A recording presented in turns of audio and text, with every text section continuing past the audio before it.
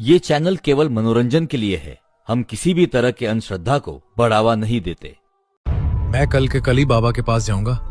वो इसका कुछ निवारण जरूर निकालेंगे, लेकिन तब तक हमें शीतल के कमरे के बाहर कुछ सुरक्षा करनी होगी ताकि वो यहाँ से बाहर न जा सके। उन्होंने शीतल के कमरे का दरवाजा बंद कर दिया और उसके ऊपर मंदिर के सिंदूर से टीका कर दिया ताकि वो आत्मा कमरे के बाहर न निकल सके।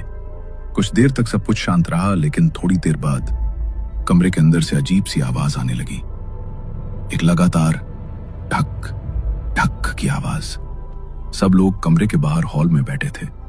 थकान से उनकी आंख लग गई थी, लेकिन उसी आवाज से सबकी नींद टूट गई। ये कैसी अजीब सी आवाज है? मुझे तो लगता है ये आवाज भाभी के कमरे से आ रही है। लगता है अंदर कुछ गड़बड़ है। हमें दरवाजा खोलकर देखना ही पड़ेगा। लेकिन भैया, अगर वो आत्मा हमारे ऊपर हावी हो गई तो? इससे पहले कि कोई कुछ और कहता, कमरे के अंदर की ठक ठक की आवाज और भी तेज हो गई। अमन की नजर दरवाजे पर गई तो उसने देखा कि दरवाजे के नीचे से हल्का हल्का खून बह रहा है। ओ शिट, दरवाजे के नीचे से खून बह रहा है। जल्दी से दरवाजा खोलो राहुल। राहुल ने जल्दी से दरवाजा खोला और जैसे ही वो लोग कमरे के अंदर पहुंचे तो नजारा देखकर उनकी आत्मा कांप उठी। शीतल लगातार अपना सिर दीवार पर पटके जा रही थी और उसका पूरा चेहरा और कपड़े खून से सन चुके थे। ये तुम क्या कर रही हो शीतल? होश में आओ। तुम खुद को नुकसान क्यों पहुंचा रही हो? अमन की बात सुनकर शीतल ने अपना चेहरा उसकी तरफ मोड़ा। खून उसकी ठुड्डी से टपकता हुआ फर्श पर गिर रहा था। उसने अमन को देखा और अचानक भयानक तरीके से हंस पड़ी। फिर अपनी हड्डियों को मरोड़ते हुए जोर जोर से चिल्लाने लगी। बचाओ! मुझे बचाओ अमन! बहुत दर्द हो रहा है। प्लीज मुझे इस आत्मा से बचा लो। तुम चिंता मत करो शीतल, मैं तुम्हें कुछ नहीं होने दूंगा। अमन उसे बचाने के लिए दौड़ा, लेकिन जैसे ही वो उसके पास पहुंचा, शीतल ने अचानक मुस्कुराते हुए उसकी गर्दन अपने हाथों में जकड़ ली और उसे हवा में उठा दिया।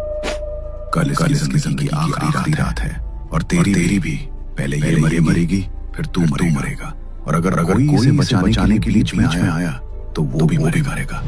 ना तू मेरे बेटे को कुछ कर पाएगी और ना ही मेरी बहू को। तो जैसी दुष्ट आत्मा का अंत होना निश्चित है।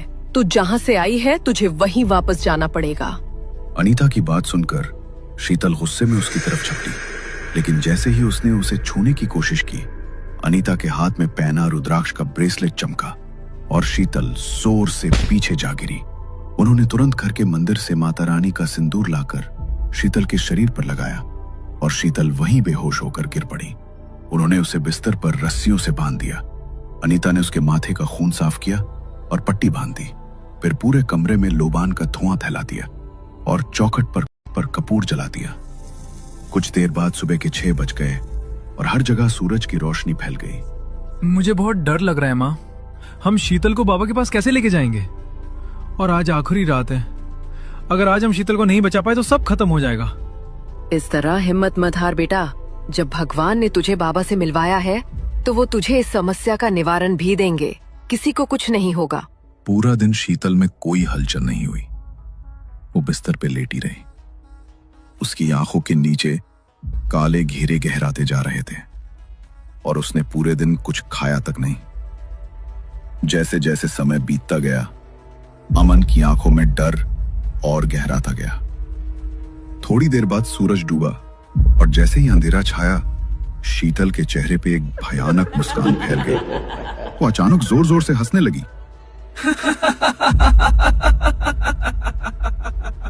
जी भर देखो इसे, क्योंकि आज की रात गई तो ये अगले दिन का सूरज कभी नहीं देख पाएगी। ये इसकी आखिरी रात है। उसके बाद ये हमेशा के लिए मेरे साथ रहेगी और इसे मुझसे कोई नहीं बचा पाएगा। और सब लोग पहले से तैयार थे। उसी समय राहुल ने घर में गंगाजल का छिड़काव करना शुरू किया और अनीता ने पूरे घर में लोबान का धुआं फैला दिया। धुएं और गंगाजल की गंध से वो आत्मा और आक्रामक हो गई। शीतल का शरीर बेकाबू होने लगा और उसने पास की टेबल से चाकू उठा लिया। वो अपने ही शरीर पर वार करने लगी। अमन ने पीछे से दौड़कर उसके हाथ पर जोर से धक्का मारा। चाकू उसके हाथ से छूटकर दूर जा गिरा। उसी क्षण शीतल का ध्यान भटका और उसी समय अमन ने उसके गले में रुद्राक्ष में पिरोया हुआ धागा डाल दिया। रुद्राक्ष का स्पर्श पाते ही शीतल दर्द से तड़पने लगी। उसका शरीर झटके खाने लगा और वो जोर जोर से चीखने लगी।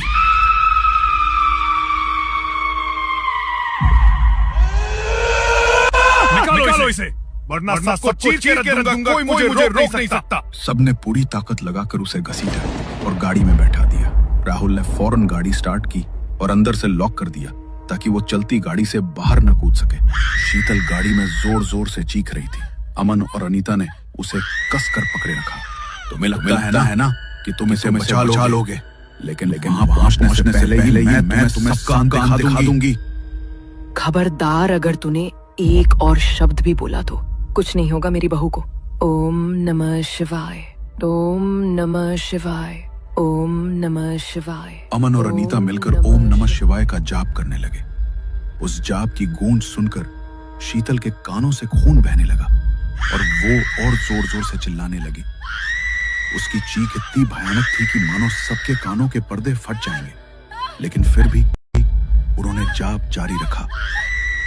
आधे घंटे की ड्राइव के बाद वे गांव के पुराने मंदिर पहुंचे। बाबा मंदिर के बाहर यज्ञ कुंड के सामने बैठे थे। उन्होंने शीतल को गाड़ी से बाहर निकाला और घसीटते हुए बाबा के पास लाए। शीतल गुस्से में बाबा को घूर रही थी। तुझे लगता है तू इसे मुझसे बचा लेगा, लेकिन तू मेरा बाल भी बांका नहीं कर सकता। इसे बचाने का सपना छोड़ दे पंडित, वरना इसके साथ साथ आज रात तू भी मारा जाएगा। बाबा ने उसकी ओर देखा, लेकिन कोई जवाब नहीं दिया। उन्होंने अपने कमंडल से जल उठाया और मंत्र पढ़ते हुए उस पर छिड़क दिया। जल के छींटे पड़ते ही शीतल का शरीर जलने लगा। उसके भीतर बैठी आत्मा दर्द से तड़पने लगी।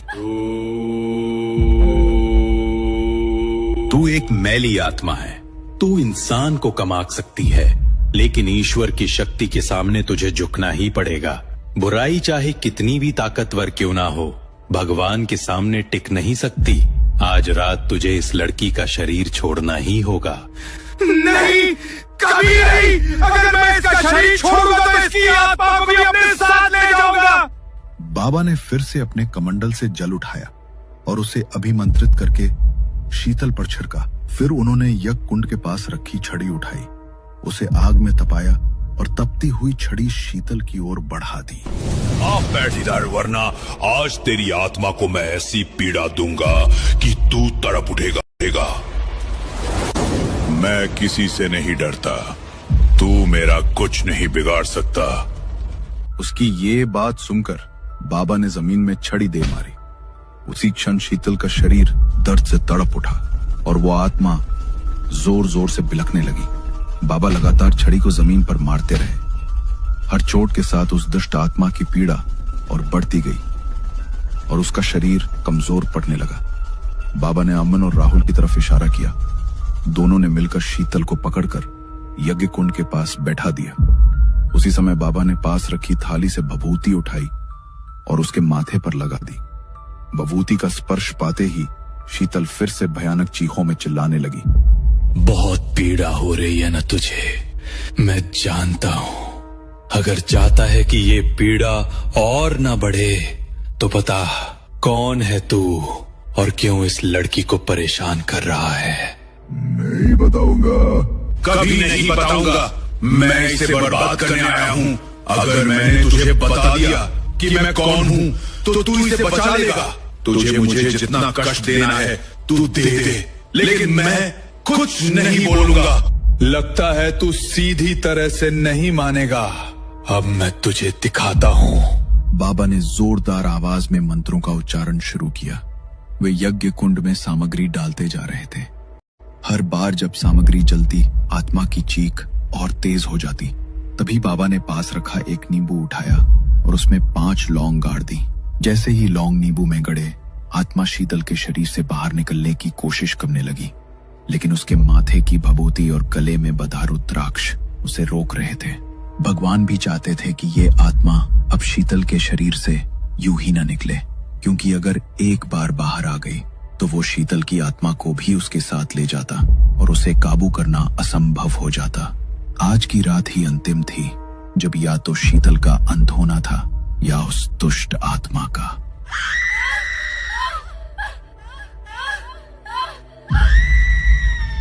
बाबा ने उस लौंग भरे नींबू को अपनी हथेली में जोर से मसल दिया। उसी पल शीतल के शरीर ने जोर की उल्टियां करना शुरू कर दिया। खून की उल्टियों में राई, लौंग और टूटी हुई चूड़ियों के टुकड़े बाहर आने लगे। नहीं नहीं, तू ये नहीं कर सकता पंडित। बाबा ने तुरंत पास रखा जल से भरा कलश उठाया। उन्होंने यज्ञ कुंड से एक जलती हुई लकड़ी निकाली और उसकी राख उस जल में मिला दी। ये जल अब पवित्र हो चुका है, इसे तुरंत पिलाओ। ये दुष्ट आत्मा इसे कभी स्वेच्छा से पीने नहीं देगी, लेकिन इसे जबरदस्ती पिलाना ही होगा। शीतल बुरी तरह तड़प उठी। उसने कलश को छिटकने की कोशिश की, लेकिन बाबा ने उसे कसकर संभाल लिया। अमन और राहुल ने पीछे से उसके दोनों हाथ पकड़ लिए। आत्मा पहले से ही कमजोर पड़ चुकी थी। तभी अनीता ने दृढ़ निश्चय के साथ जबरदस्ती उसके होंठों पर कलश लगाया और पानी पिलाना शुरू कर दिया। आधा पानी उसने बाहर उगल दिया, लेकिन कुछ बूंदें उसके गले से अंदर चली गईं। उसी समय बाबा ने शीतल के शरीर पर भी अभिमंत्रित जल छिड़क दिया। तभी अचानक शीतल का शरीर एक झटके से पीछे उछला और उसके भीतर से वो आत्मा धुएं की तरह बाहर निकलने लगी। देखते ही देखते उसका शरीर हल्का हो गया और वो निढाल होकर जमीन पर गिर पड़ी। अब ये सुरक्षित है। अब वो आत्मा कभी इसके ऊपर हावी नहीं हो पाएगी। लेकिन बाबा, आखिर वो आत्मा मेरी बहू पर हावी हुई कैसे? कोई भटकती आत्मा ऐसे ही किसी को पकड़ तो नहीं लेती? सही कहा तुमने। ये आत्मा खुद ब खुद इसके पास नहीं आई थी। इसे तुम्हारी बहू की शादी की रात इसके साथ बांध दिया गया था, तभी से ये इसके साथ बनी हुई थी। अगर तुम लोग आज रात यहाँ नहीं आते तो ये आत्मा इसे अपने साथ ले जाती। क्या?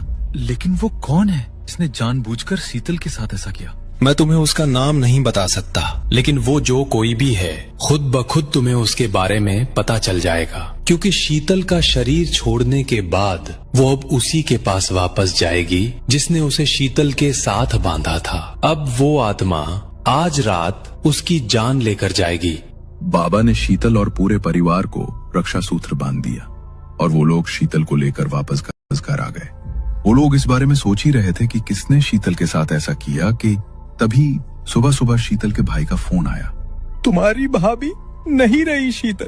कल रात को अचानक न जाने उसे क्या हुआ। और ये बात सुनकर शीतल के पैरों तले से जमीन खिसक गई कि वो उसकी भाभी ही थी जिन्होंने उसके साथ ऐसा किया। वो पहले तो कुछ समझ नहीं पा रही थी, लेकिन अचानक उसे सब कुछ समझ आने लगा। मैंने तुम्हें कितनी बार बोला है कि मुझे परेशान करना बंद करो। मैं तुमसे शादी नहीं करना चाहती। लेकिन मैं तुमसे बहुत प्यार करता हूँ शीतल। मैं तुम्हें बहुत खुश रखूंगा। अगर तुमने मुझसे शादी नहीं की तो मैं अपनी जान दे दूंगा। तुम्हारा दिमाग खराब हो गया है क्या? अगर तुम मेरी भाभी के भाई ना होते तो अब तक मैं भैया को तुम्हारे बारे में सब बता चुकी होती। बस मैं तुम्हारे उनके साथ रिश्ते खराब नहीं करवाना चाहती, इसलिए चुप हूँ। और मैं किसी और से प्यार करती हूँ और शादी भी उसी से करूंगी। लेकिन अगर आज के बाद तुमने मुझे परेशान किया तो मैं भी रिश्तों की शन भूल जाऊंगी। शीतल की भाभी का छोटा भाई अमित हाथ धोकर उसके पीछे पड़ा था, लेकिन शीतल उससे शादी नहीं करना चाहती थी। वो कॉलेज टाइम से ही अमन से प्यार करती थी और जब अमन से उसकी शादी तय हुई तो अमित ये बात बर्दाश्त नहीं कर पाया। वो बहुत नशा करता था और सन की किस्म का लड़का था। अपनी जान देने से पहले उसने अपनी बहन के नाम एक नोट लिखा। वो नोट जब शीतल की भाभी मेनका को मिला तो उनके पैरों तले से जमीन खिसक गई। इसका मतलब मेरे भाई ने उस शीतल की वजह से अपनी जान दी। क्या कमी थी मेरे भाई में जो उसे ठुकरा कर उसने किसी और से शादी की? तेरी वजह से मेरा भाई मारा गया शीतल। तुझे भी मैं चैन से नहीं रहने दूंगी। जिस तरह मेरा भाई तड़प तड़प कर मरा, वैसे ही अब तू भी मरेगी। मेनका अब शीतल को अपने भाई की मौत का जिम्मेदार मान रही थी। वो एक तांत्रिक के पास गई। मैं नहीं चाहती कि मेरा भाई मुक्त हो। मैं चाहती हूँ कि उसकी शादी वाली रात मैं अपनी भाई की आत्मा को उसके साथ बांध दूं और वो खुद उससे अपना बदला ले। मेनका ने अपने भाई की आत्मा को बंधवा लिया और जिस रात शीतल की शादी थी, उसने शीतल के लहंगे की चुन्नी पर खून के टीके लगा दिए और उसके साथ अपने भाई की अस्थियों का छिड़काव कर दिया। जब शीतल ने अपने शादी के फेरे लिए तब वही आत्मा उसके साथ बंध गई। लेकिन जब बाबा ने उसे शीतल के शरीर से निकाला तो वो मेनका के पास जा पहुंची, क्योंकि जब एक आत्मा को किसी के ऊपर छोड़ा जाता है और वो उसे ना मार पाए तो वो उसी के पास वापस जाती है जिसने ऐसा करवाया हो। बाबा ने तो शीतल को बचा लिया, लेकिन अपने बदले की भावना में उसकी भाभी को अपनी ही जान गंवानी पड़ी।